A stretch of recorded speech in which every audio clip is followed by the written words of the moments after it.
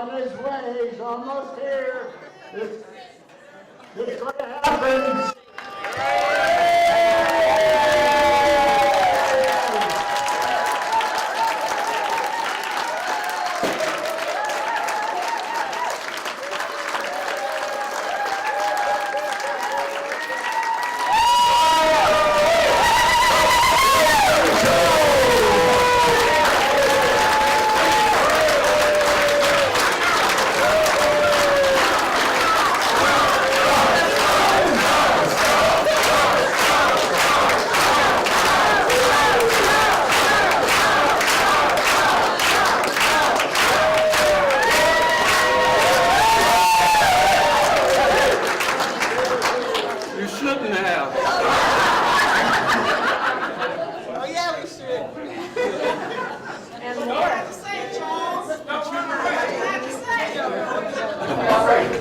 This is overwhelming. Initially it was supposed to be a secret, and then people were congratulating me. And initially I thought they were mistaking me for someone else. But then after a while I had to realize that something is up. And of course, eventually I was told that this was going to happen. And my first thought was, oh my goodness, I don't want this. But then I realized there are so many people in my life that I don't keep in touch with very well. And the thought of reconnecting with people, many of them are around me and I see them all the time. But then there are others that I don't see very often. And then there are some I haven't seen for a long time. And so that kind of made me realize that it's a good thing.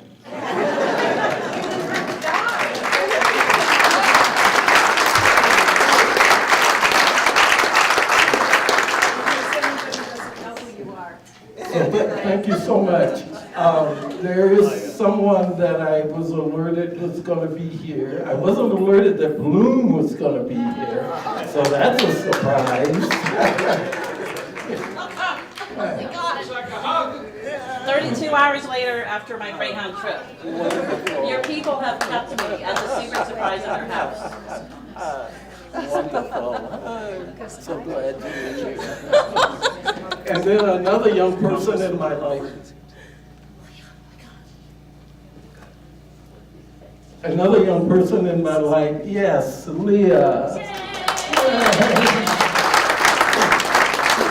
Leah is from my college days. I was really close with her mother, Lila, and Leela was a toddler. And so when I got the email that she was coming, it really made me realize that this is going to be a worthwhile event. Yes. Thank you so much. Okay, Charles, have a seat at the head table. Once again, good afternoon. I'm Herb Hoffman. I'll be your Master of Ceremonies for the rest of the event, although I feel I've already lost the battle. The herd of cats has taken over.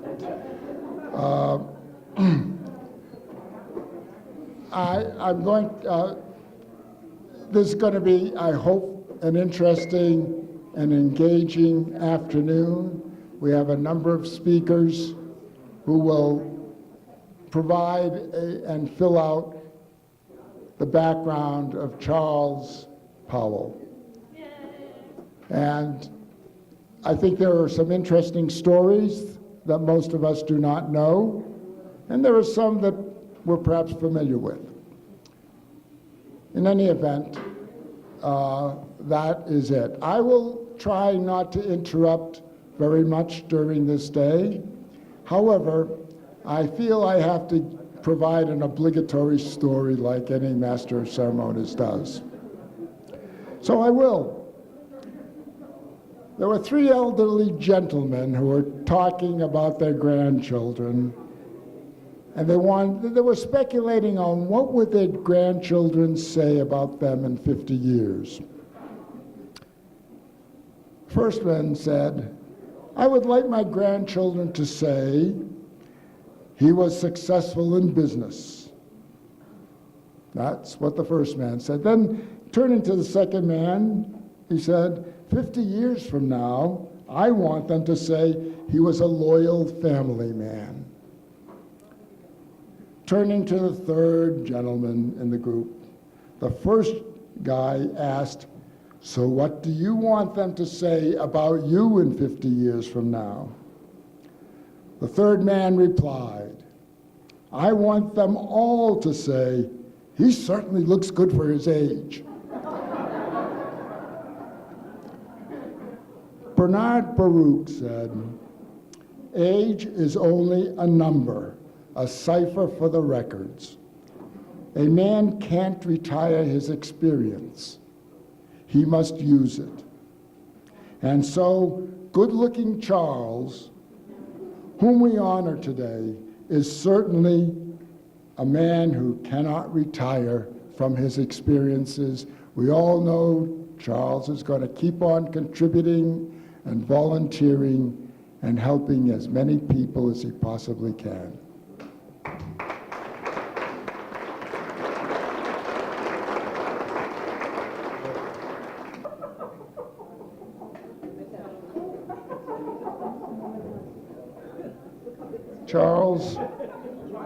Charles, before you get too settled,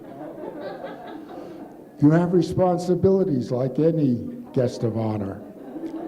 And what we would like you to do now is to go over and cut the cake so that people will be served cake for their dessert.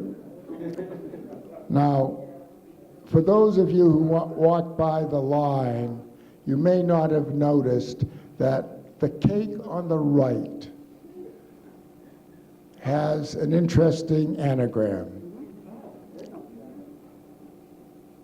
It says, courage, respect, peace.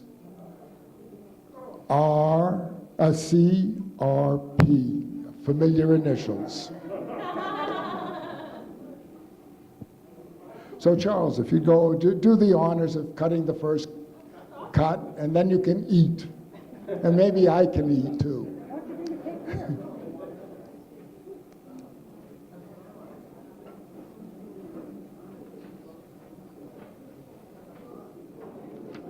And this is a fund which will provide awards to high school students in Albuquerque. And the theme of the award, or the theme of the task for the essayist, will be to increase public awareness of the causes and costs of war and the promotion of peace.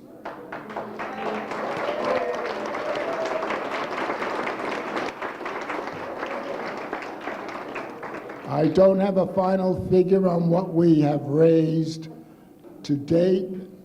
Haya, do you have an approximation? It changes every minute. Okay. I'm quite certain that we have raised over $1,000.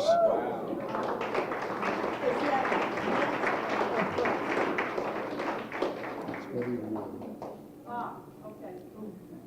Okay. So if any of you would like to make an additional contribution to the fund, you can leave a check with Haya. Why don't you stand up, Haya, so everybody sees you. You're the target.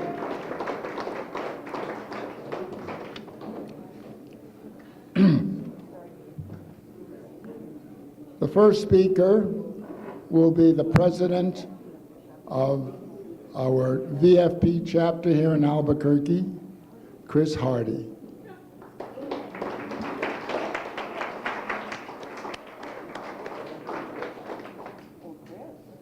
Hi, my name's Chris Hardy. I have some huge shoes to fill. I'm not going to take much longer because there are people in this room that know Charles way better and way longer than I have. I've only known him for probably about 1.5 years, 2 years. But in that time, I've seen him at protests and events, like every single one it seems like, always telling people about Veterans for Peace, telling people about militarization, telling people about peace. And then most recently, Charles mainly has been working on the case of Cesar Lopez. He's a U.S. Marine veteran who was deported back in 2013, and he had his green card removed from him because of a drug conviction from 2000. So 13 years later, when he was coming back into the country, he was detained by the Homeland Security and deported. And so Charles has been a tireless advocate for him, and just the other day he was able to present a whole, I think something like 70 some odd signatures on the petitions. I'm sorry, 786, not 76, 786 signatures that were presented.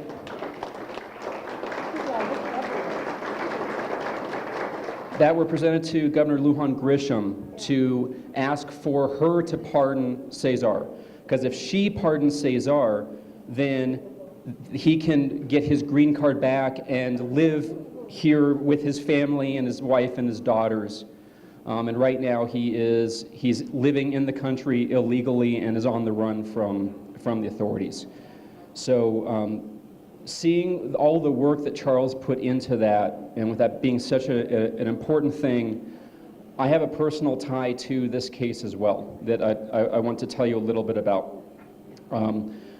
And what Charles had done, or his effort and his energy, still amazes me.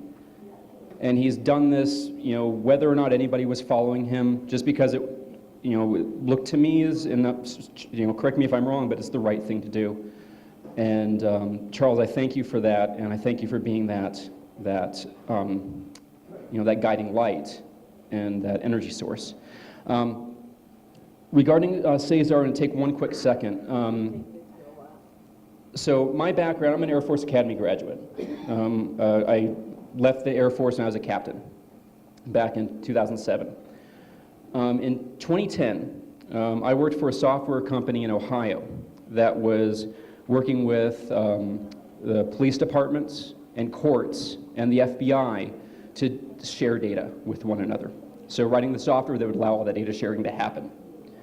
I left that company in 2011, but then just about a year, 2 years ago, when we saw these deportations happening, I realized that it's very likely that the software that I wrote was responsible for DHS finding those people that they were deporting.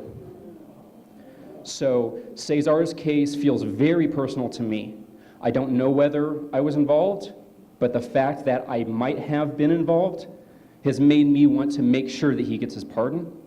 And that's also made me a really strong advocate for the work that Veterans for Peace is doing, because we are calling for both his pardon, the pardon of other veterans, the pardons of other people who have been deported that are in that same case.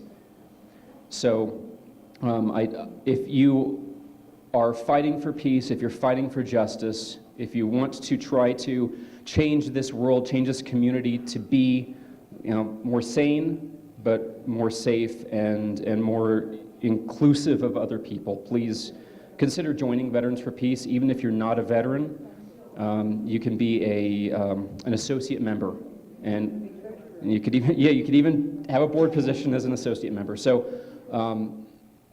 I'll pass the mic on to the next speakers, but I thank you all for coming, and thank you, Charles, for doing that, and I'm going to do my best to follow your path.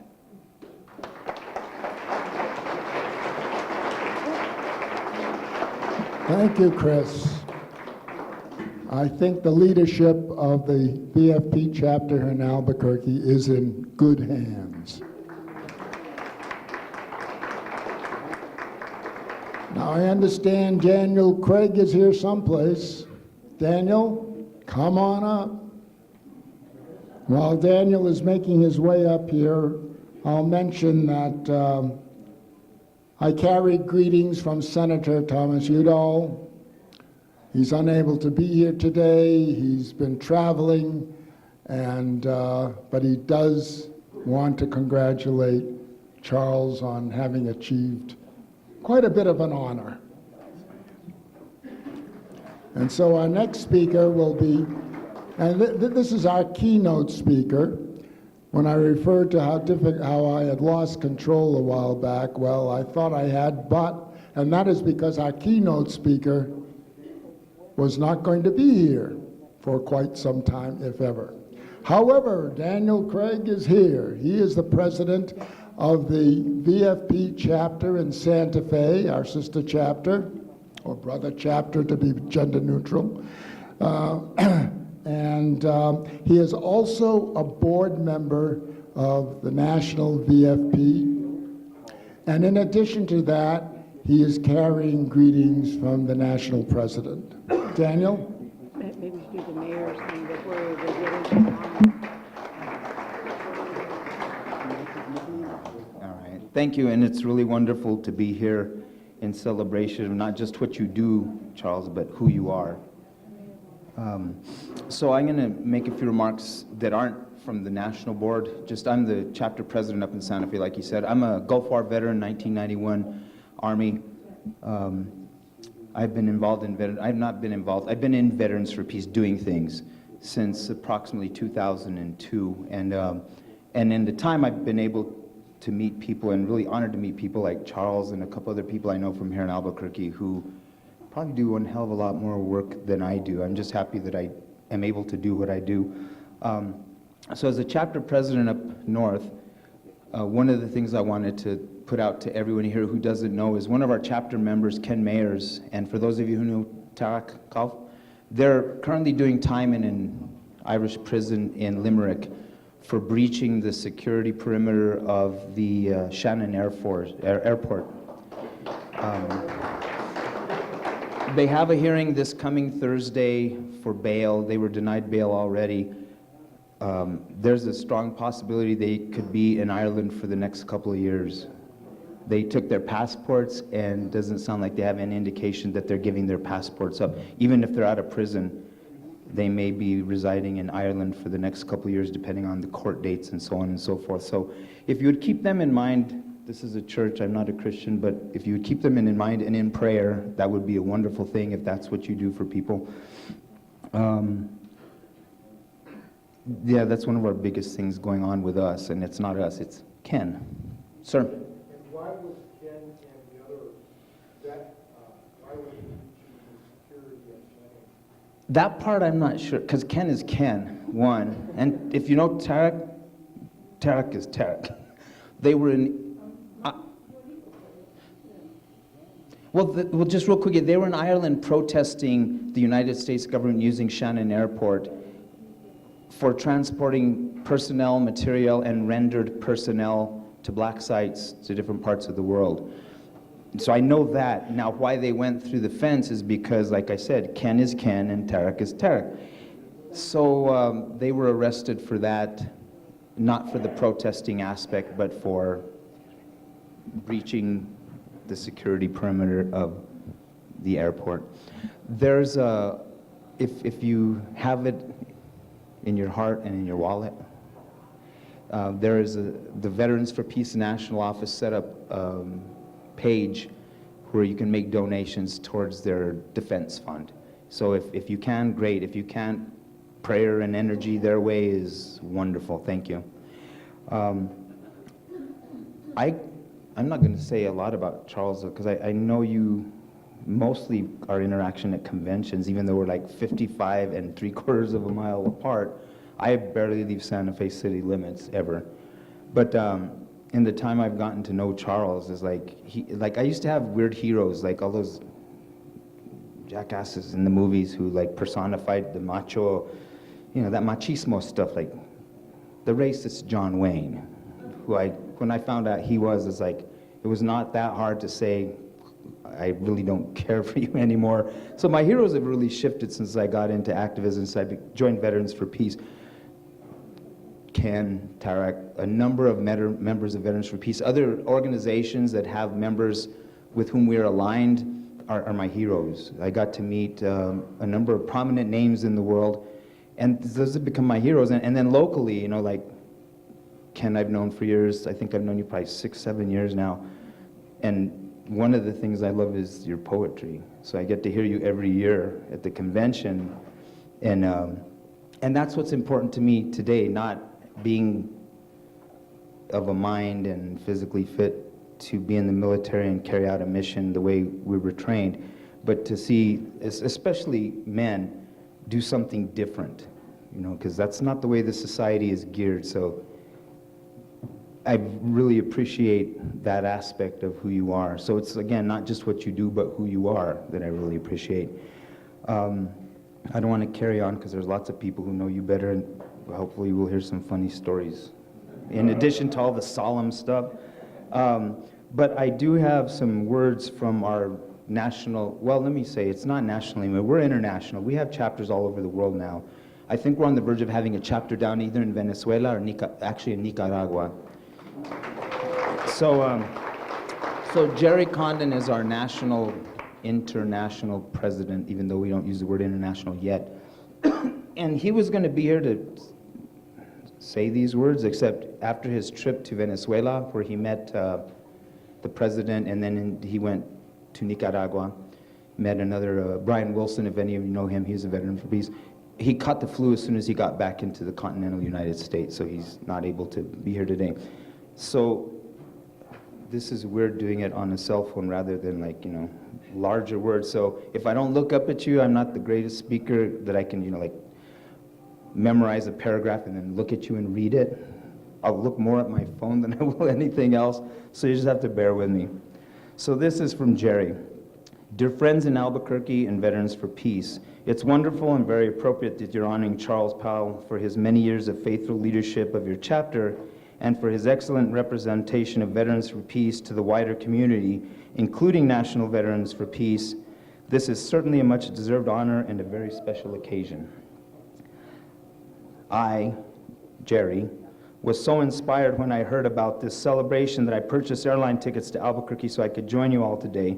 Regrettably, however, I have been laid low by a nasty flu.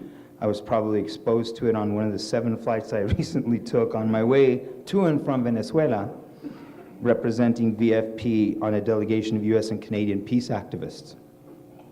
About Venezuela, I will tell you this for now. The divisions in that country are along clear class and race lines. The opposition rallies are white and middle class and led by right-wing oligarchs backed by the US. 19 people with darker skin have actually been attacked at these rallies. Sounds like here. On the assumption that they were government supporters, 9 of them have died. Some were burned alive. So much for the nonviolent protest movement portrayed in the mainstream media. The poor working class barrios of the capital Caracas, with millions of black and brown people, are well organized and prepared to defend Venezuela for all forms of foreign intervention. The peace movement, thank you. The peace movement in the United States is getting better organized so that we can do the same here for them. Veterans for Peace will have an important role to play in that. Charles, I join the many others who have been touched by your sincere and peaceful manner, including Brian Wilson, who ran into you on the train on the way to, which BF convention was that? He left it for you, didn't he? It was Dallas, and what was that? I was so new then. I didn't go. But yeah, so you were able to meet Brian, and he says hello. Where did I go? So I was saying, it's easier when the words are a lot larger than this. Okay. Maybe we will see you again this year at our convention in Spokane, Washington, 15 through 18 August. The theme will be Sacred Lives, Sacred Lands, Sacred Lives, Peace Knows No Borders. And next year, the VFP National Convention will be hosted right here in Albuquerque between the Albuquerque and Santa Fe chapters. We're doing it on the, and there's no commemoration about this. We are marking the 75th anniversary of the use of the first atomic weapons, first here in New Mexico down south, and then Hiroshima and Nagasaki. That convention will be happening on the dates Thursday, I think it's 5 August or 6 August, when the when the United States government and the corporations that back it dropped an atomic bomb on Hiroshima, and then subsequently that Sunday of the convention will be marking Nagasaki Day. So we're going to have events here in Albuquerque as well as up on the hill in Los Alamos to not commemorate, but to mark this. So you are welcome to join us in any way, shape, or form. I will not wait until then to pay you a visit, however. I hope to be able to visit you all in Albuquerque in the near future, perhaps here in late April, when we can all talk together about how to more effectively restrain our government from intervening overtly and covertly into the international affairs of other nations. We can also talk about how to better defend people of color, indigenous people, and Muslim people who are under constant attack in our own communities. Thank you again, Charles, for all your dedication and hard work. I am truly inspired by your example. On behalf of the Veterans for Peace Board of Directors, I salute you and I wish you a wonderful celebration. Jerry Condon. Thank you for being here.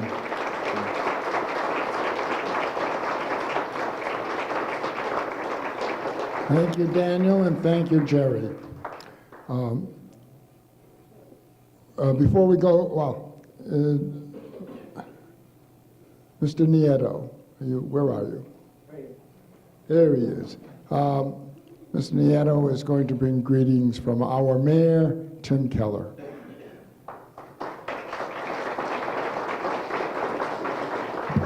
Thank you all very much. Unfortunately, the mayor is bogged down in budget season right now, so he sent his regards, and when they asked who would be willing to come and speak today, I jumped at it because Charles has done so much on many of the campaigns that I've worked on that I just could not be here. So please allow me to read this really quickly.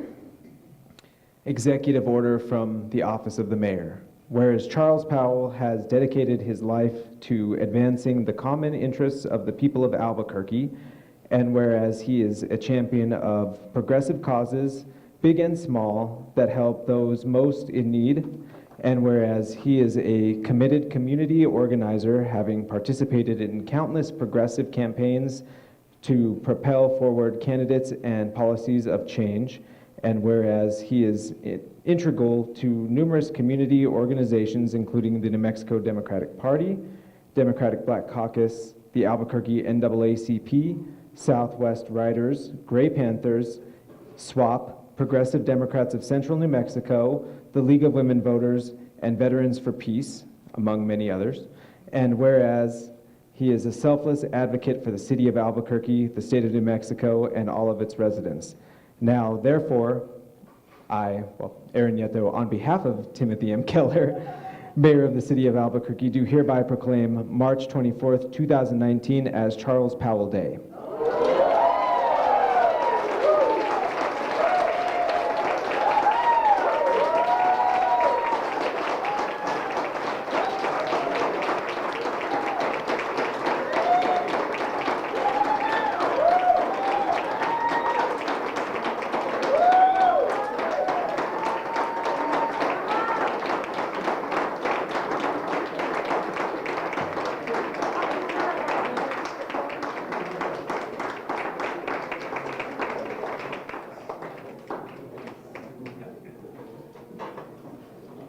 Charles, you just never know.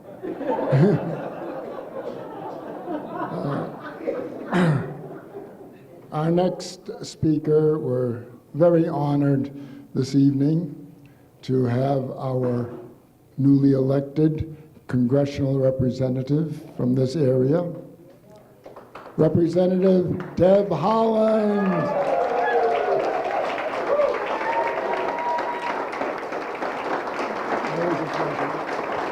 Thank you, Hank. Well, gosh, I wish I could have gone before Aaron. I can't top the Charles Powell Day, unfortunately. But I am honored to be here, of course, honoring Charles Powell, who, yes, he's everywhere, right? Anywhere you go, there's Charles, at the State Fair, at Veterans Day, at the Martin Luther King Jr. March, at the Women's March, at the, wherever you go, you can rest assured that Charles will be there advocating for the things that he truly believes in. And I know that's what all of us love him for, because we can rely on him. He's trustworthy. He stands by his word. He shows up when he says he's going to show up. Those are all qualities that I know we deeply appreciate in this crazy era of politics. I'm honored to be here with so many of you, so many of my dear friends. Wanted to acknowledge our new Senator, Cedillo Lopez. Yes. And talk about, entering the state legislature with a bang. She really did do a fabulous job, and we're so proud of all the folks that we all elected together. And I know Charles is happy too. It seemingly got a tremendous amount done. So I'm just here to say that from the congressional side, yes, it's like drinking through a fire hose. And so if there's a bill you want me to co-sponsor, call my office and let us know, because honestly, with the Democrats taking over the House right now, there's a million bills, right? Like, we've all been hungry to get our bills on the floor and talk about the issues that we care about. And so there's just a lot going on, and we know that we can still move our agenda forward. At the same time, we are holding this administration accountable. So, yes. So don't hesitate to call my office. I just heard of one bill that I can co-sponsor, and I will do that as soon as I get back to Washington, D.C. So just don't hesitate to call me. If there's something you need, let me know. If you don't hear from our office in a couple days, call us back. I hate to say that. It seems like every single week there's a big convention in town, and so our office is always jam-packed with visitors, which I love. Always happy to see. Pamela was in my office not too long ago. I was really happy always happy to have New Mexicans there. So just know that I am here. I am going to look up to Charles as one of my mentors. He stands by his word, and I will always strive to do that as well. So anything that I tell you I will do, I will do, unless I forget, at which time you'll need to remind me. So, so thank you all so much for giving me an opportunity. Amidst all of the crazy politics, I am proud that we got the public lands bill through, and the president signed it. And since I might as well just give a little bit of information, we're having some field hearings here in New Mexico. I'm bringing the chairman of the House Resources Committee, as well as some other members of Congress, to have field hearings on Chaco Canyon, because we don't want fracking there.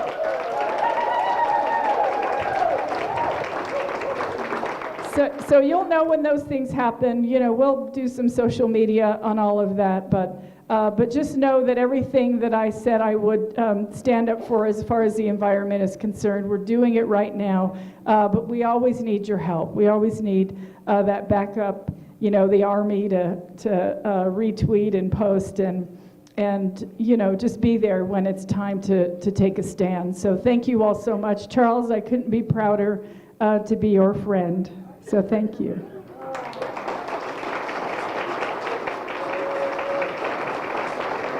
Thank you, Deb. Our next speaker, many of you know, you certainly will recognize, and that is a name which you should be very familiar with, since it's part of our chapter identification. Sally Alice Thompson.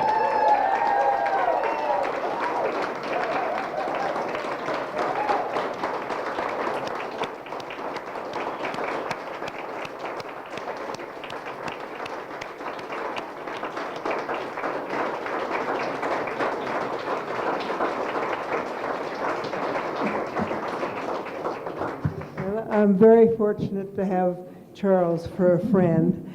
I met him about 18 years ago when we were having the Veterans for Peace Convention here in Albuquerque, and my husband and I were doing all the arrangements, and suddenly Charles Powell appeared, and he filled in all the details and helped make the convention one that people still remember, even to this day. And so that was Charles's first time to attend a Veteran for Peace convention, and so he has attended almost all of them ever since, and I have been so very, very happy to share the Veterans for Peace Convention experience with him. We've sat for many hours through contentious business meetings, voting on amendments and resolutions, and ordinarily he voted right. He voted with me. Yeah. Once in a while he'd cancel out my vote. I remember a lot of things that happened at the conventions. For example, we had dinner on a riverboat when the convention was in St. Louis, Missouri, and the night I spent the night with him.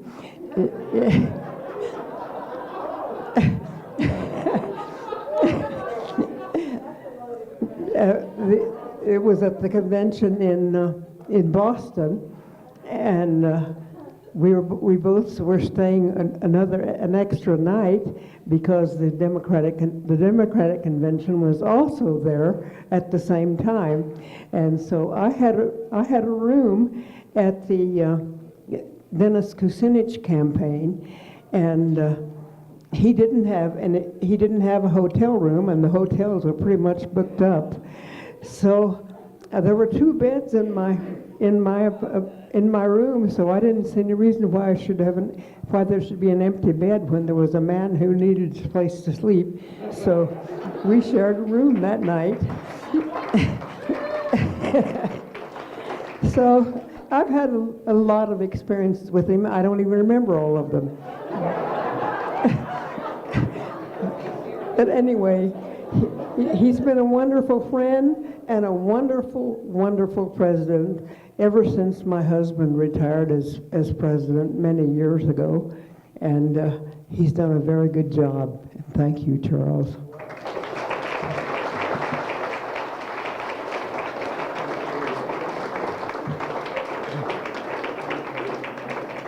That was probably the last thing you expected, a racy story.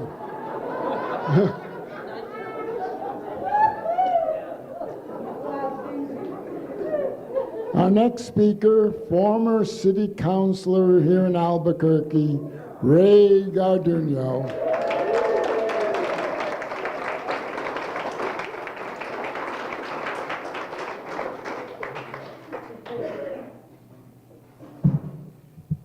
Thank you, Charles. You know, when I decided to run, I asked Charles if he'd help collect $5 because I ran under public financing. And he said, "Now you're not going to pocket this money, are you?" And I said, "Well, if I do, I'm going to be one of your cheapest politicians that ever existed." But I do want to tell you something.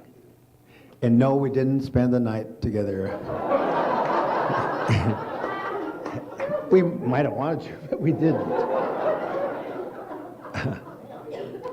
But you know, at one point, I decided if I'd go to different occasions and events and all kinds of things, and I'd look around, and sure enough, Charles was there.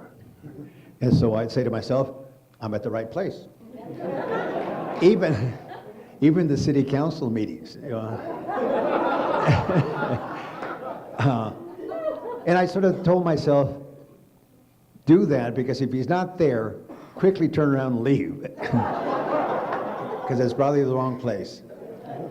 Charles, it's just amazing to see you do the work you do, but to do it with such dignity, such ease. You know, a lot of us sweat and bother and worry and all that sort of thing, and it seems like you just have a knack for doing the right thing, but doing it just with aplomb. My wife, Ilsa, and I have always looked at you and thought, now there's a person that we'd like to, you know, be like. And I tried, I really did. Thank you, Charles. All of us, I'm sure, are thinking, you know, is he going to stop, or is he running for office again? So I'm not running for office, and I just want to thank you, and Godspeed.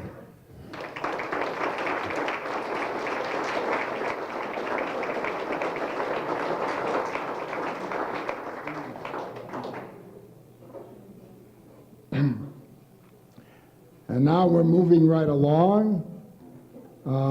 Barbara Peterson, where are you? Come on down.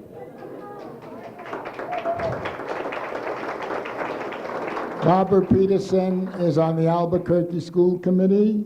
She represents District 4.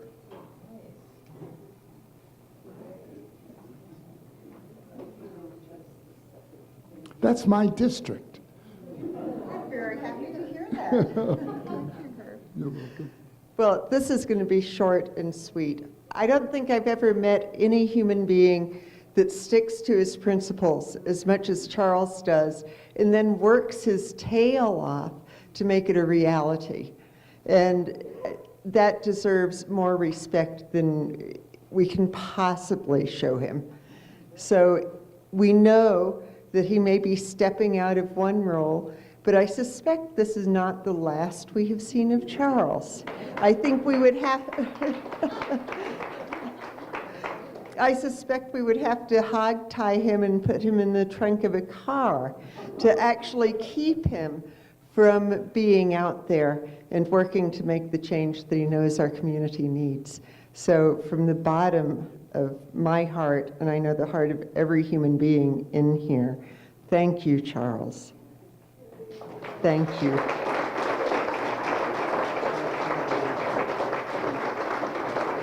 And thank you, Barbara. Next speaker, Maggie Hart Stebbins. Where are you? Is she here? She didn't get here. Well, she may be coming in later. Bill, I saw you come in. Bill Pratt. Representative Bill Pratt, where are you, Bill? There, he's coming. I may be slow, but I'm steady.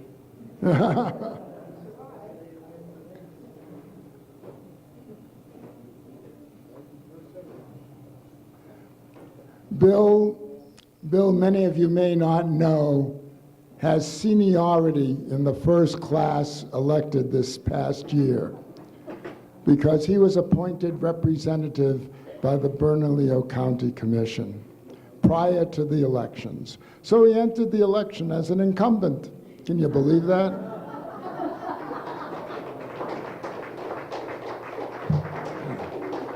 Thank you so much, Herb, and thank you, Charles. My wife Sally and I were very disturbed in December 2000 at the Bush v. Gore decision, and we became politically active with that impetus.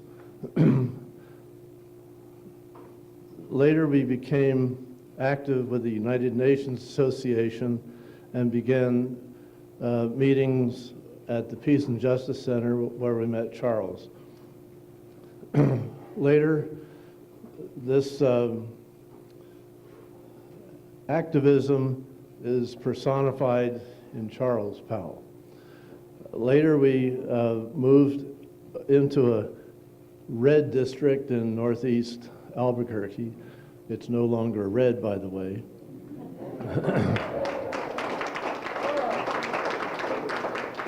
Charles was an inspiration for activism, and I happened to, through a series of circumstances, and peculiar circumstances, I wound up replacing a Republican with a Democrat.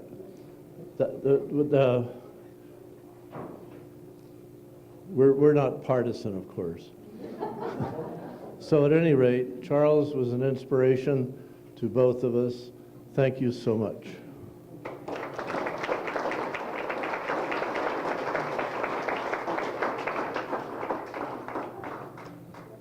Thank you, Bill. Our next speaker is Lovey McGee. Lovey, where are you? Are you here? Here she is, a little bit shy, a little bit, come on, you're a public figure. By the way, Lovey, I'm not quite sure your title, but you are with the African American Cultural Center. President. You're president. Yeah. You know, I looked on the internet for your title. Nowhere does it say who you are in the organization. I will just tell them right now. I think that's about time. Words cannot express what Charles has done and been to this community. And if we had more people like Charles, we would gain a whole bunch of bills and all kinds of change laws and rules and everything like that. Charles, one of the things that I want to say thank you for is being a man of your word. Your word is your bond. And we are very, very grateful to you for what you've done in this community. And I don't think anybody can fill your shoes. I know I can't. I wouldn't even try. But again, words cannot express what we feel. We love you, Charles, and I know you're going to keep on doing what you're doing. I appreciate Charles a lot for what he has done for the homeless. I work with the homeless, and he has been very faithful in helping with the children who have no food and no clothes. And all I can say, Charles, is I thank you.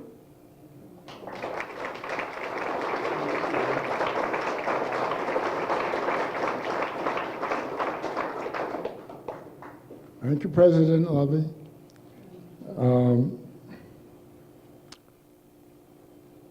Our next speaker is Dr. Harold Bailey. Harold, are you here? Oh, you're a woman. You know, I didn't know that. And Harold, Dr. Bailey is a president of the Albuquerque chapter of NAACP. That's it. Okay. So every once in a while, I get to sit in or step in for Dr. Bailey. My name is Pamela Herndon, and I'm the first vice chair of the NAACP. And there's a story behind its NAACP as opposed to NAACP. We won't go into that today, but I just wanted you to know that. So Charles Powell has been a member of the NAACP for far more than 10 years. And our mission is to ensure the political, educational, social, and economic equality of rights of all persons and to eliminate race-based discrimination. And that definitely is Charles Powell. So you've heard today that he is also a poet. So we made an attempt. Charles, don't forgive us, all right? It may albeit a feeble attempt to write a poem dedicated to you. So here it is, Charles Powell. Let me tell you about a man who is always there. He wipes away tears and shows many, many people that he cares. He is a man who has about the biggest heart and an undying love for causes, for veterans, and others from the start. He is always on time without a wink. He never says unkind words, never in a blink. The efforts that he puts into his work goes much further than a distant mile. And if you notice, he is always dressed in the peak of style. He has a special place in all of our hearts, a place that no storm or unforgiving person could ever tear apart. His name or photo in any magazine or newspaper may never appear, and he may never be voted the state's Man of the Year. But his name is Charles Powell. Sometimes he can raise hell, but he makes friends easily, and he loves his community despite all the strife. He is an honorable man who lives an honorable life. Thank you, Charles Powell.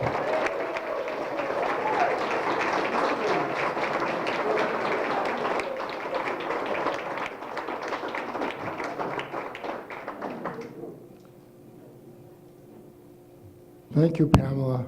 I wasn't aware of your identity until just now.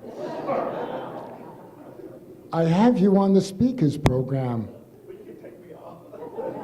Well, I have you on the speakers program speaking for the Democratic State Black Caucus. Do you want to do that too? Hey! Get a double header. We didn't write a special poem for you, Charles, but I can tell you that one of the greatest assets of the Democratic Black Caucus, and we just celebrated our 5th anniversary this year, was having Charles Powell as being one of our original members. And I can tell you that he's helped guide our strategy, our goals, our mission, and kept us on track.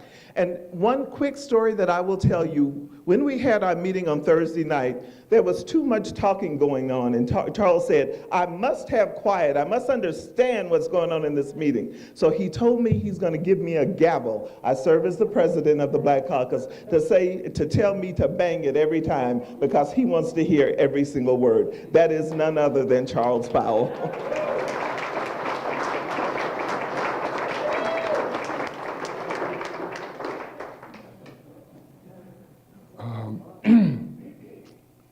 George Luan, Executive Director of Southwest Organizing Project. You all recognize the acronym SWAP. President of SWAP, or Executive Director. You can call me president, that's fine. Why not? Thank you, appreciate it. I'm just here on behalf of all of SWAP, all the members across the state, to show our appreciation for you, Charles, for always showing up throughout the years.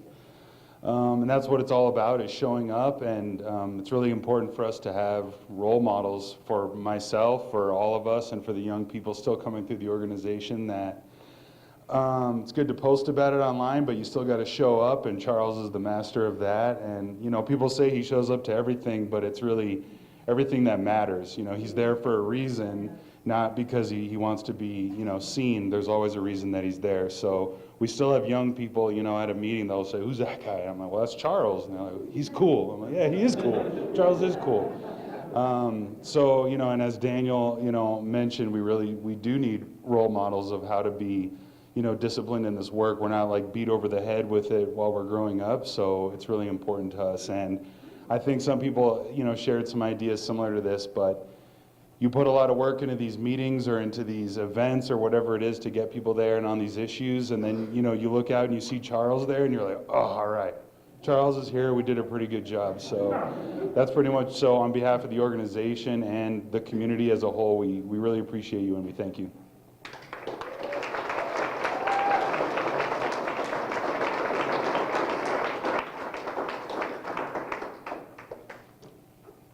Well, we've been moving along much more rapidly than I anticipated. So we do have a few minutes for anybody in the audience who would like to have an opportunity to speak.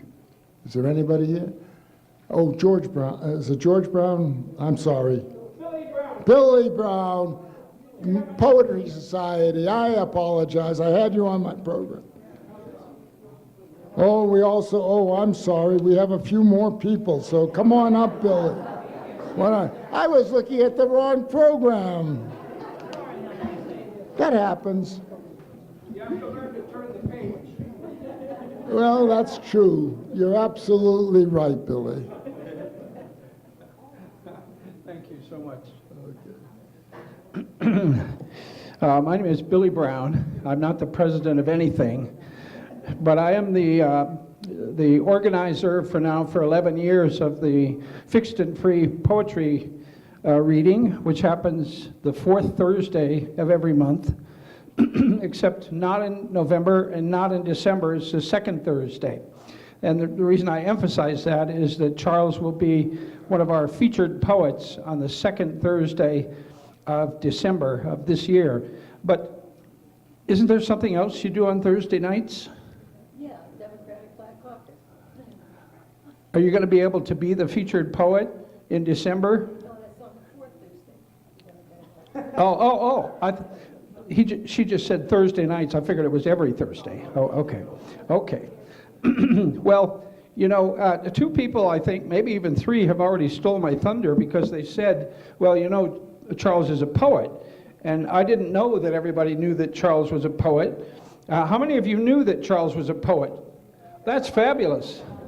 Charles lets the word get around. And he has been a participant at the Fixed and Free Poetry Readings for many years. And I thought that my best way to honor him is with his own words. And so I have the most recent Fixed and Free Poetry Anthology that was just published in October. Charles has 3 poems in this book. I'm not going to read all 3, but I'm going to read 2 of them that I think are particularly appropriate and poignant. The first one is called, the title is, When I Say I'm a Veteran for Peace. When I say I'm a veteran for peace, I mean I'm a proud member of the international organization founded in 1895. When I say I'm a veteran for peace, I mean I'm opposed to the use of weapons and violence to settle disputes. When I say I'm a veteran for peace, I mean I'm for diplomacy, negotiation, and peaceful conflict resolution. When I say I'm a veteran for peace, I mean I opposed the American wars on Vietnam, Grenada, Nicaragua, Panama, Iraq, Afghanistan, Libya, and Syria. Are there a couple more now? When I say I'm a veteran for peace, I mean I now realize I should have refused to be a part of the Titan intercontinental ballistic missile launch crew while in the U.S. Air Force during the Cold War. That's that poem. Beautiful poem, Charles. And I've learned by listening to Charles's poetry that he's a very sweet soul with a very powerful passion and emotion. And I think that this particular poem typifies that. Crying Man. I'm a 6'2", 175-pound male Homo sapien, but I cry. I'm an adult, lady-loving, meat-eating, real man, but I cry. I'm a former U.S. airman, boxer, and survivor of Chicago streets, but I cry. I'm an opinionated, dedicated social activist known to stand up for peace and justice, but I cry. I'm a healthy, well-fed, well-dressed, and sheltered, with lots of friends and admirers. Still, I cry. I cry when I'm discouraged, cry when I'm depressed. I cry when I'm disappointed, lonely, angry, ashamed, afraid, or in pain. But I also cry when I'm happy, exhilarated, victorious, proud, or in love. Sometimes I shake, shudder, and tremble with dry eyes. Other times I'm hoarse with nose running and eyes filled with silent tears. Yet other times I openly weep, wail, bawl like a baby. Sad news can make me cry. Also, sad people, sad songs, stories, movies, poems. But so can good news, happy stories, and fun songs, movies, poems, and people. I cry for refugees. I cry for migrants. I cry for the victims of war, crime, prejudice, and hate. I cry for the sick. I cry for the poor. I cry for the casualties of fires, storms, floods, and earthquakes. Deaths make me cry. So do births, graduations, and weddings. Kindness makes me cry. So does rudeness, selfishness, greed, and apathy. I cry for asylum seekers, dreamers, and other immigrants. I cry for the hungry, the addicted, and the homeless. I even cry for those who don't cry, don't want to cry, and most of all, for those that see no reason to cry. Thank you for your poetry, Charles.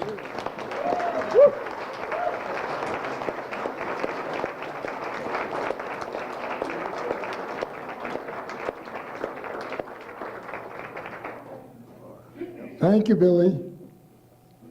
Our next speaker holds a special place in Charles' life, I believe. Bloom, beloved. Oh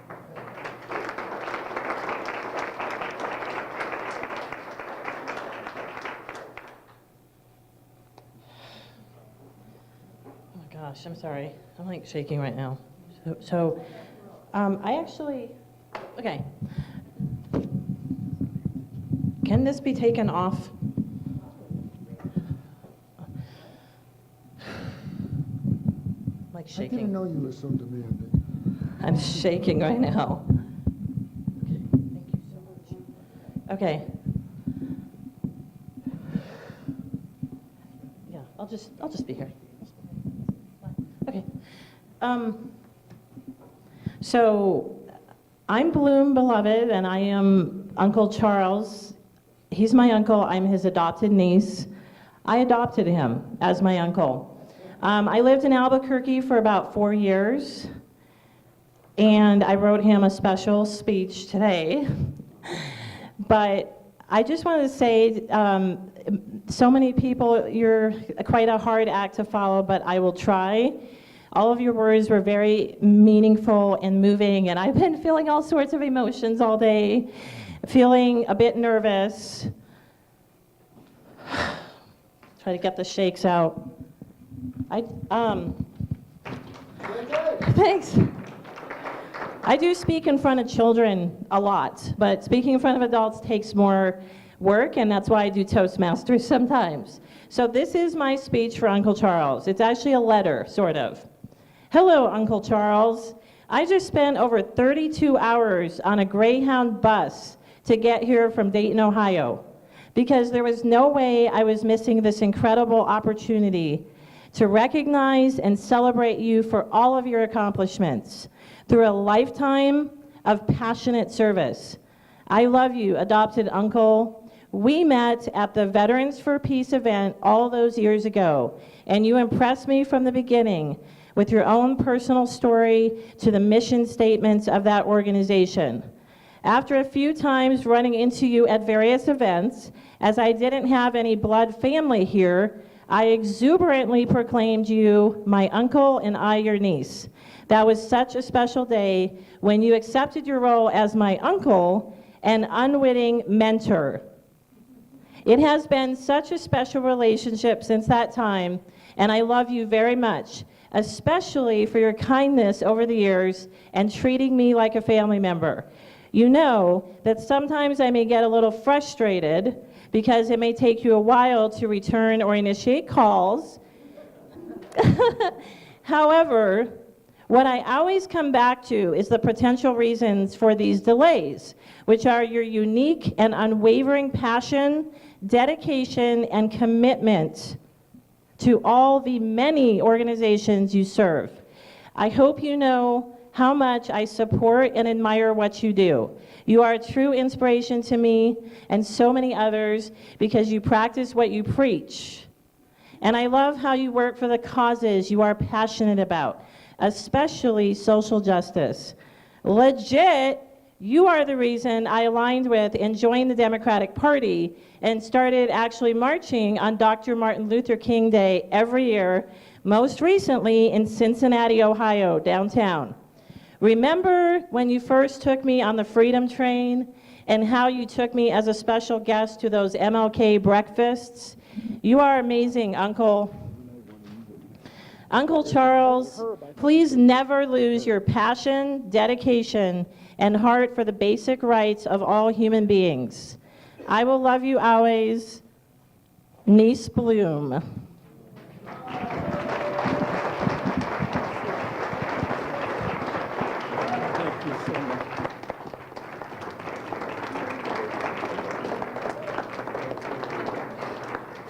And I just want to add one last thing. I hope I didn't do too bad there, even though I was shaking.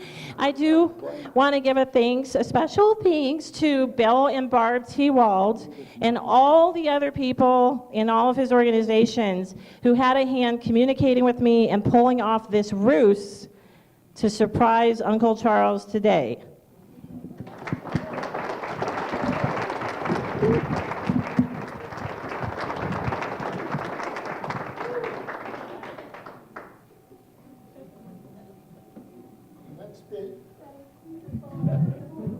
Hey, some people would like it that way.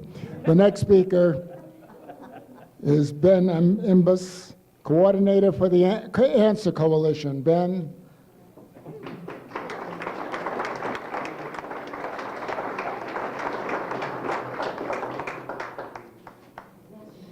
First thing I want to say, is that too loud? First thing I want to say is Happy Charles Powell Day.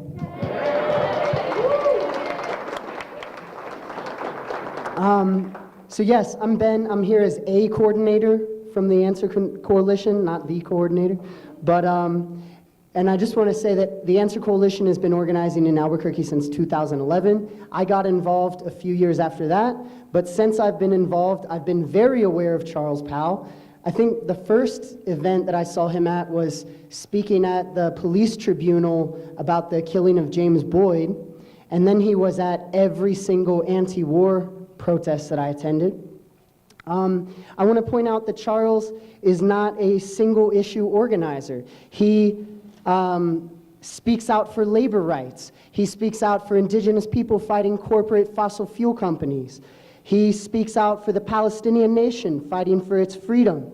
He's doing a campaign to prevent the privatization of the VA. To defend veterans, soldiers, and families who get used by the United States empire, and then after they're done, they're discarded. His anti-war work is defending people around the world who suffer from US wars and militarism and imperialism. So he really is a real example of how progressives in the United States can show solidarity to people around the world. And he has been one of the close friends and collaborators of the Answer Coalition. And this relationship has been a very important relationship because it's not always popular to be anti-war. It's not always popular to go out in the streets and speak up and say no war in Iraq, no war in Libya, hands off Syria, hands off Venezuela, US out of the Middle East, no to sanctions. It's not always easy to say those things. It's not always popular. And yet, it's a very real need, and Charles recognizes that, and we see him every single time. Anybody makes an anti-war call, Charles is going to be there. There might be multiple Charleses, by the way, based on how many events he's at. Another thing I want to recognize about Charles is that in the summer of 2017, our small anti-war organization was attacked. Our office was vandalized. Vicious rumors isolated us from many allies. They tried to intimidate and terrorize us into stopping the work we did, but Charles was principled. He continued to work with us. He continued to show all of our members and volunteers kindness and respect. He stayed focused on social justice, opposing war, and all the other works he does. And our members remember that kindness and collaboration. Though not all of our people could be here today, they all have the highest respect for Charles. So I want to say, yes, I'm young. Our organization is mostly young people, but we are humbled by the example of a lifetime activist for peace and social justice. So thank you, Charles Powell.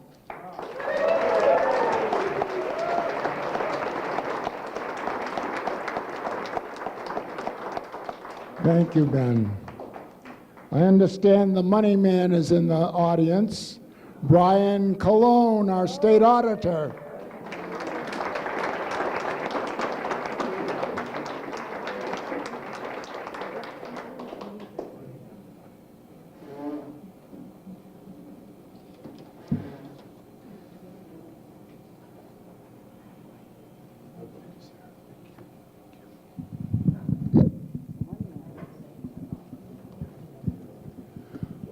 Good afternoon. It is great to be here on Charles Powell Day, right? I can tell you just about any candidate who ran for mayor of the city of Albuquerque better have made this Charles Powell Day. Otherwise, they were going to get run out of the 11th floor of City Hall. And my name is Brian Colon. I am your money man. You're the individual who protects you against waste, fraud, and abuse in New Mexico, your state auditor.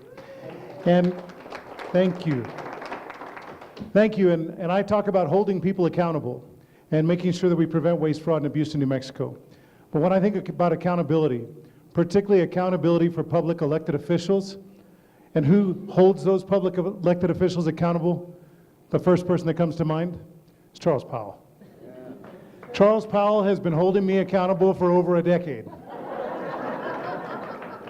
I mean, if he doesn't get the answer he likes, he's going to ask the question again until I try and get close to right. And when they sent me the message and asked if I'd be willing to sponsor your membership and the inaugural memberships for the Peace Memorial on the Washington Mall, I said there's just not a question about it. The answer is going to be yes, and I'm pleased to make that $100 contribution in your honor, Charles. And I couldn't have been more honored to do that. You know, I got to tell you, I've been able to be engaged in our community for many, many years, but there are a few people who have been constant. People come and go. Activism ebbs and flows. Issues arise and they fall away. But just like this young man said, there is always one constant. And it's this individual who's not just a one-issue person. He's an issue, any issue that has to do with justice and community, somebody who I refer to fondly as CP. I've been calling you CP for almost 20 years, huh? Huh, right? This is my CP.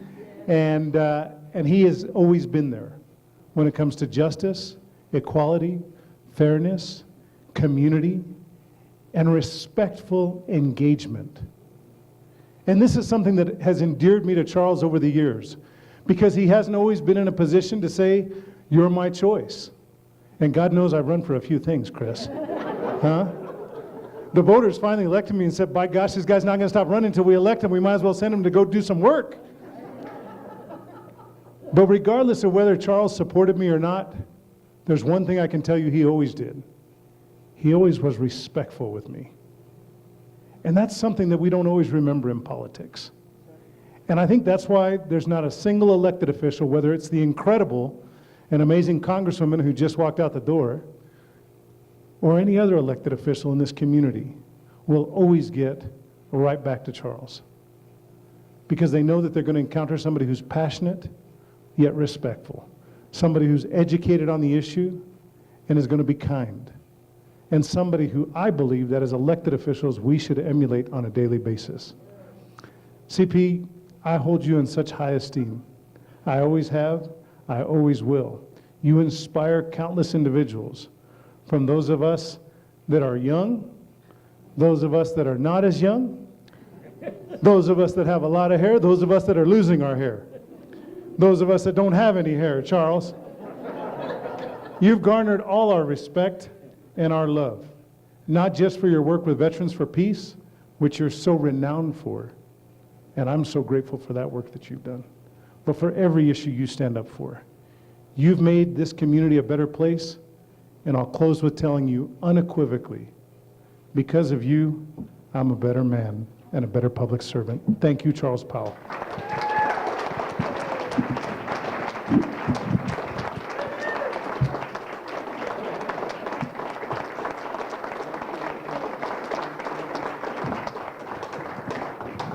Thank you, Brian. Some people have to wait to die to hear these things, not Charles.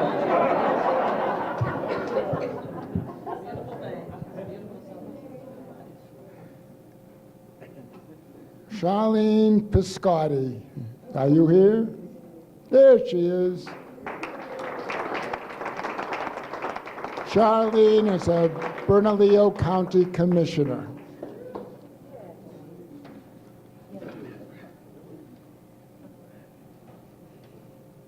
Thank you. Thank you, Charles. And just two things. I want to say it in public. Happy Charles Powell Day, right? And I also want to say that I have never spent the night with Charles either. But that doesn't mean that I love you any less. Right? But I guess what I want to talk about, and so many people have said so many things, I will just tell my personal story. I honestly don't remember when I first met you. It seems like you have always been in my life. I'm like literally going to start crying. You have always been in my heart, that's for sure, from whenever the first time we met. And yes, I was elected Bernalillo County Commissioner of District 5. I'm the first Democrat and the first woman to hold this seat. And I say that because I want to make that clear, because nobody thought I was going to win except Charles. And I have to say, and this is from my heart, you were there at that very first meeting that I had, that organizational meeting for my campaign. You were there on the last day as well. My husband works just like across the parking lot from the polling place at Central and Tramway. He texted me a picture from that morning at 8:30 in the morning, right? We're gonna start crying because we remember this. You were holding one of my yard signs and walking around that parking lot by Sprouts. And it was election day morning. My husband Kent had texted me that, and I was like, what the heck? And he's like, look, it's Charles Powell. He's campaigning for you outside the polling place. And I remember sometime during the campaign season, somebody said, if Charles Powell is on your side, you're gonna win. That's right. And I think every one of us in this room knows that if Charles Powell is on our side, we're gonna win, right? And so just one more thing, before we start crying again, I have to tell you I have one bone to pick with you. You're a Chicago South Sider, I'm a Chicago North Sider. He's a White Sox fan, I'm a Cubs fan. But still, we know how to get things done in Chicago, and you are the best kind of badass around. And so Charles Powell,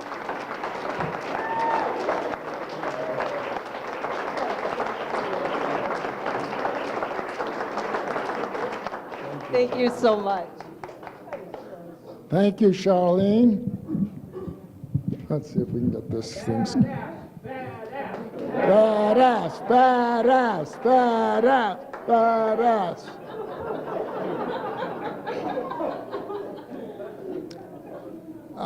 A while ago, I thought we were almost at the end of the program. I had the wrong sheet in front of me, but we are getting close. Two things, though, that I haven't mentioned. You have index cards on each table.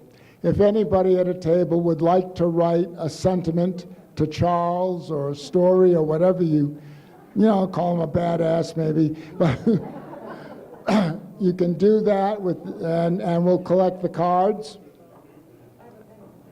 And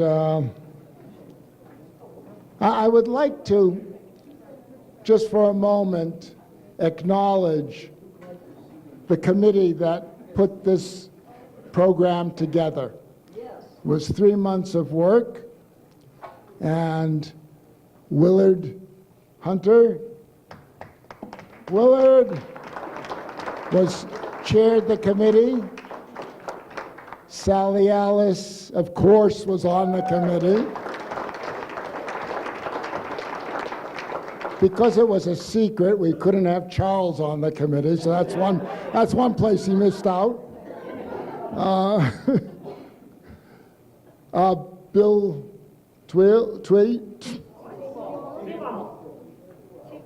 T-Wall. Bill was on the committee. And Haya. Thank you. And now, Senator. Who is the senator who's been sitting here all this time? And where, see, I'm on the wrong sheet again, just I want to make the, unbelievable, right? Senator Antoinette Cedillo Lopez. Hi, Antoinette. Thank you. You know, I had started writing on my card what I was going to say, but Charles, and it's really hard to follow all these great speakers, but Charles, I just can't express how deep an impact you've had on our community. I think about social justice work, and I think about how hard it is. And so I like to think about it as a huge chorus. And so some of us will stop and take a breath at a time while we're trying to reach these notes and continue the chorus. But Charles never takes a breath. He's constantly there. And I have to tell you, I have been, Ray, I have been at places where Charles isn't there, and you're right, it's not a good place. It is not a good place. When Charles is there, you know that you've picked the right issue, and you know that he's going to give you guidance and he's going to give you support. And if Charles isn't there, what the heck are you doing there? So Charles, with that, I just want to stand with everyone else here to say how much we appreciate you and how much we love you and how much we know that you're going to continue being part of that choir and part of the chorus. Thank you.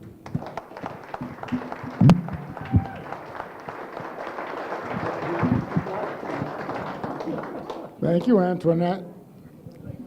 Our next speaker is Samia Assad, who is president of the Peace and Justice Center.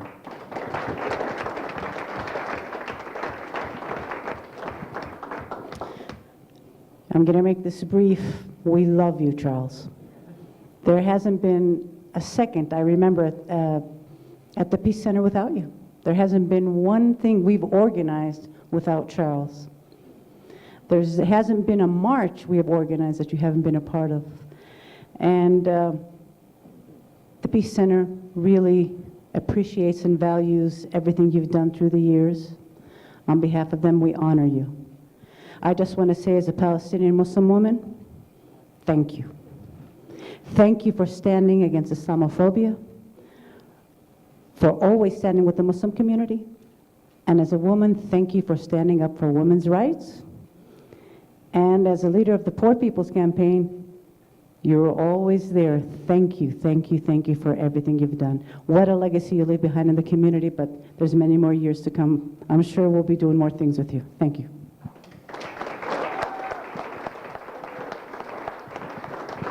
Thank you, Samia. Now, a very special speaker. Person who's special in your life, Charles, is my understanding.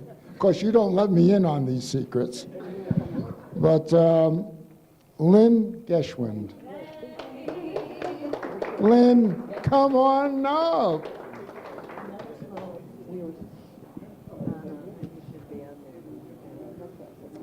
That's quite an introduction. This will be very brief. I think I get the longevity award. I met Charles in October of 1976. No one will be surprised to hear that he called me. I was with the City of Minneapolis Civil Rights, and he had not one, but 2 charges to file. We haven't cleaned up Minneapolis yet, but he did his part.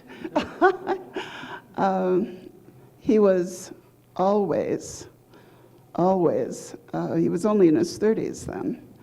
He was always a person who cared about each individual warmly, genuinely. He still does. He has seen to it that we stay in touch over these 1,100 miles of separation. And I think everyone who's spoken today has spoken to that he is constant and that he shows up. He shows up for people. I don't know what more any one of us can do. So, thank you. And thank you, Herb, for such an introduction.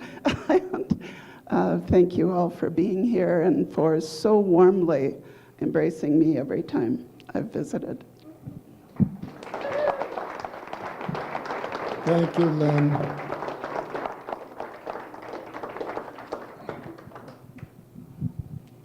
All right. Now, Willard Hunter, Vice President of our Albuquerque Veterans for Peace chapter. And I'll let you say what you're going to do, Willard, rather than steal your fire.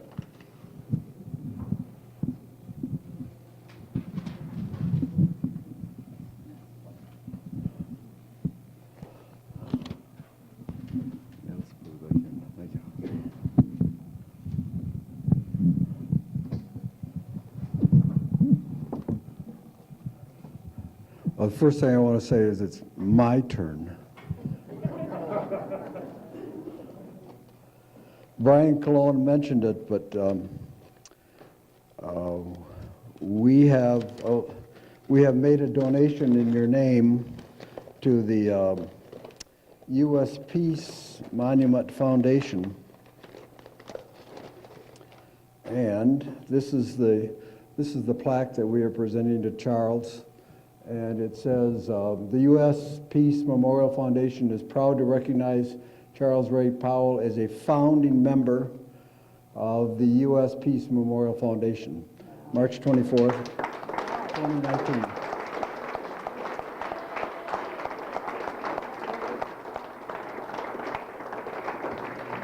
So 4 years ago, we had a lunch at the Red Lobster, and Charles surprised me and gave me a recognition as an Outstanding Member Award for our local Veterans for Peace chapter.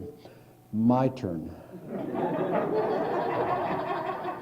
So today, I want to recognize Charles Ray Powell as for exceptional service to our chapter as Vice President and President for many years. And there's a long litany in here of all of the things that he's done for Veterans for Peace and all of the many organizations that he's been involved with. And it just concludes by saying, the members of our Veterans for Peace chapter salute Charles Powell on this 24th day of March, 2019.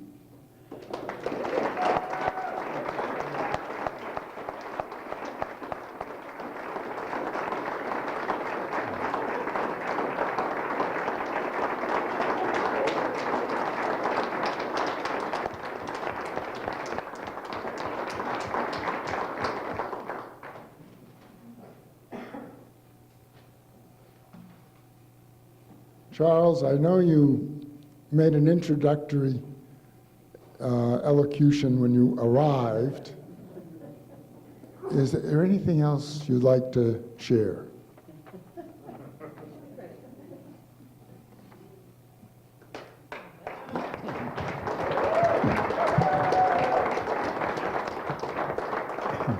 Thanks, Herb. I'll say just a few. Well, for one thing, using my middle name, Ray, my mother would be impressed.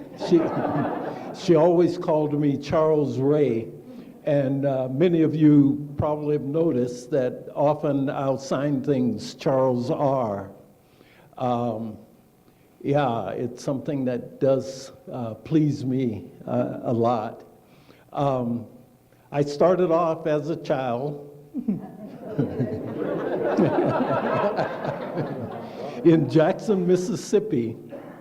And then and all through my life, there have been many people around me that have inspired and encouraged me, starting with my great-grandmother, who was my favorite person in the world, and my grandmother, Lulu, my oldest sister, Gloria.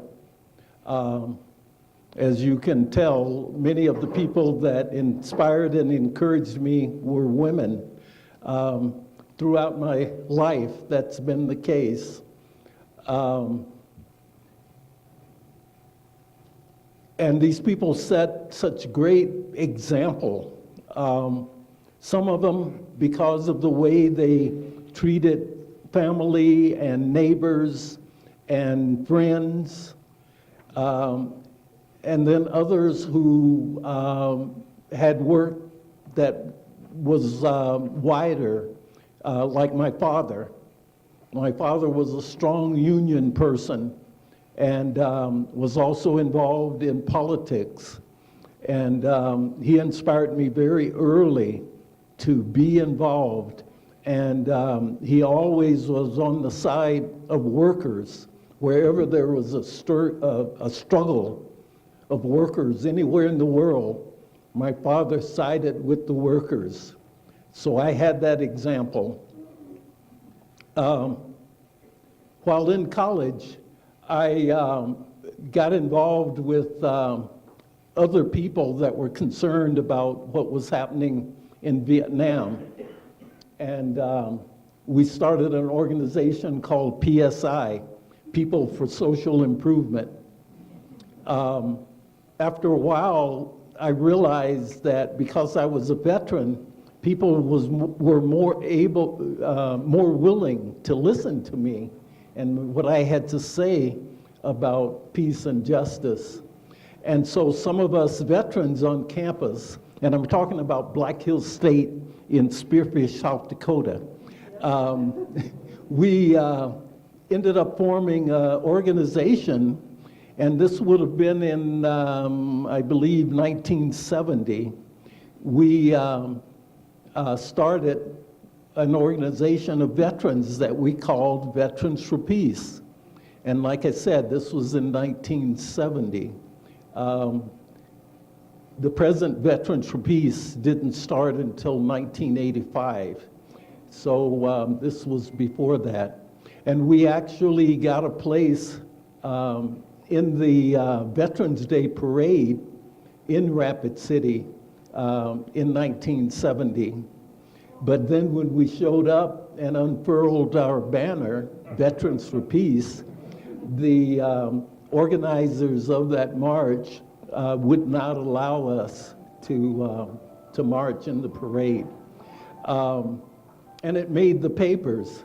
So I'm going to call on my friend Leah Thornton, who was the daughter of a close friend of mine, Lila Hendrickson, that worked with us in Veterans for Peace, in PSI, and then was a supporter of Veterans for Peace. I'm going to call on them to see if the journal has archives of that. They do, right? Yeah, so. I looked, because I was doing some damage genealogy, and I was looking for some 1943 pictures of DJ Day and DD Day and everything else, and they have a picture. They have a picture of our. I showed it, Mom.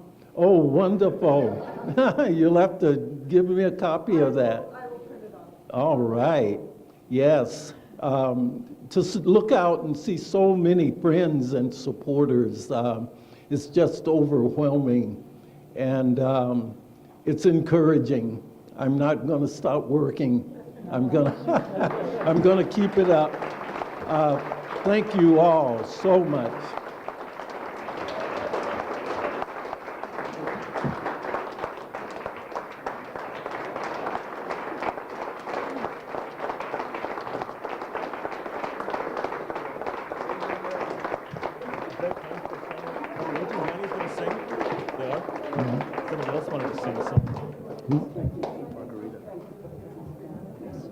It's a song that fits Charles Powell.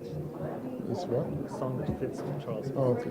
Powell. As we near the conclusion of the program, I would like to remind you, as you leave the room, you can look at the collage when you exit, the collage of Charles's life in many ways. Now, we have a musical interlude. I understand. Now I understand. Somebody wants to sing. You know? Okay, everybody has to sing. The Raging Grannies are here.